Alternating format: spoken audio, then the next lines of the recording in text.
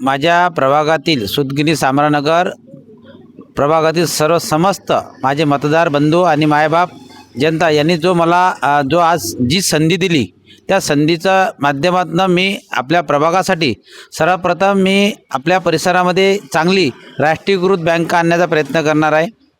दुसरा मुद्दा असा आहे की या परिसरामध्ये चांगलं मुलांसाठी चांगलं ग्राउंड नाही आहे, त्या ग्राउंडसाठी दुसरा माझा एक हे अजेंडा असणार आहे।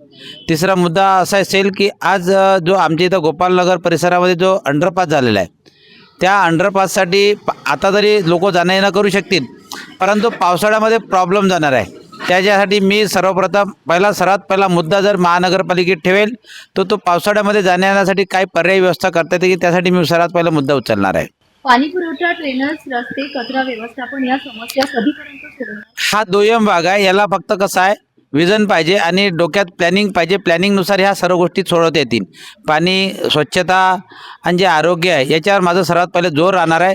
त्याहीपेक्षा माझ्या परिसरामध्ये माझा संकल्प आहे की गेल्या 5 वर्षाच्या कालखंडामध्ये साधारणतः मला माझं स्वप्न आहे की 10,000 वृक्षांचं मला इथं लागवड करायची आहे, जेणेकरून माझा परिसर स्वच्छ राहील आणि पोल्युशन मुक्त राहणार आहे, याच्यावर माझं लक्ष राहणार आहे। काय सांगाल सर, तुम्ही मागील 5 वर्ष रोखून राहिलेली कामं कधी पूर्ण होतील?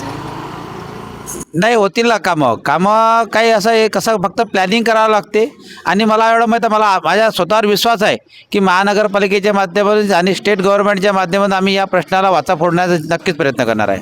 स्थानिक लोकांसाठी रोजगार आपली ठोस योजना काय राहील, काय सांगाल?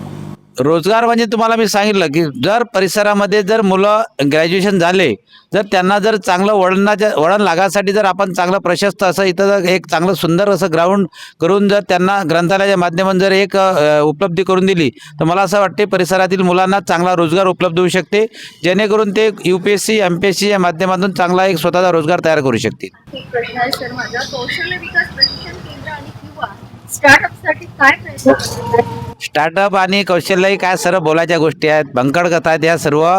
काय मुलांना मेन आहे तुम्हाला जेव्हा तो ग्रॅज्युएशन कंप्लीट होते तेव्हा त्याला योग्य वळण लागलं पाहिजे ते, आणि UPSC MPSC या माध्यमातून ग्रंथालयाच्या माध्यमातून लागते।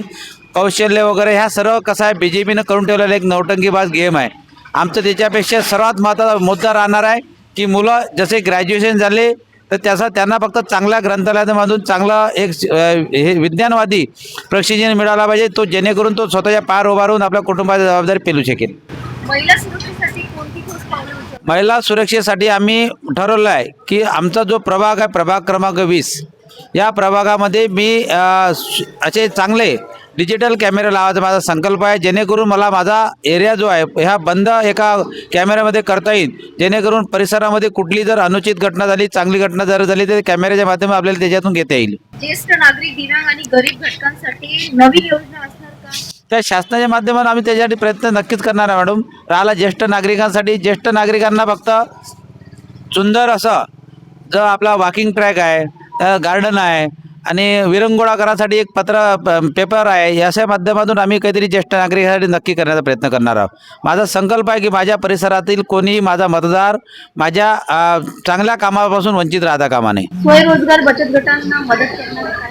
स्वयंरोजगार बचत गटासाठी मी ठरवलं आहे की जे 10 बचत गटांना एकत्र करून त्यांना व्यवसायासाठी प्रोत्साहित करणार आहे आणि त्यांना जेवढी लागेल तेवढी मदत करण्याचा 100% मी आळून प्रयत्न करणार आहे। जसं की शासकीय शाळा झाल्या, रुग्णालयाची गुणवत्ता सुधारण्यासाठी काय करणार? मी ठरवलेलं आहे माझ्या परिसरामध्ये एक सुंदर असं एक छोटासा जसं आपला हे राहते PSC राहते त्या धर्तीवर मी माझ्या परिसरामध्ये एक बाहेर न जाता, कारण आता आम्हाला गोपालनगर परिसरातील या प्रभागातील लोकांना जर सिटीमध्ये जातो म्हटलं तर खूप त्रास होणार आहे, म्हणून आम्ही शासनाच्या माध्यमातून इथं एक छोटंसं कुटीर छोटं PSCच्या सारखं एक छोटं रुग्णालय करण्याचा प्रयत्न करणार आहे। ते महानगरपालिकेतून मी त्याची मदत घेणार आहे। मोफत तपासणी शिबिरे किंवा ॲम्ब्युलन्स सुविधा वाढवणार का? ॲम्ब्युलन्स मॅडम कसं आहे, एक कॉल केला तर ॲम्ब्युलन्स उपलब्ध होते, परंतु मी हे म्हणतो की माझ्या परिसरातील लोकांना चांगलं जर आरोग्य भेटलं तर त्या गोष्टीपर्यंत जायचं कामच नाही पडणार। आणि राहिला पोलीस स्टेशन, लोक म्हणतात पोलीस स्टेशन मी म्हणतो की माझ्या एरिया परिसरामध्ये माझ्या प्रभागामध्ये कुठंही क्राईमच नाही झाला पाहिजे, तर जेणेकरून आपल्याला पोलीस स्टेशनच्याकडे जाण्याचं काम नाही पडणार।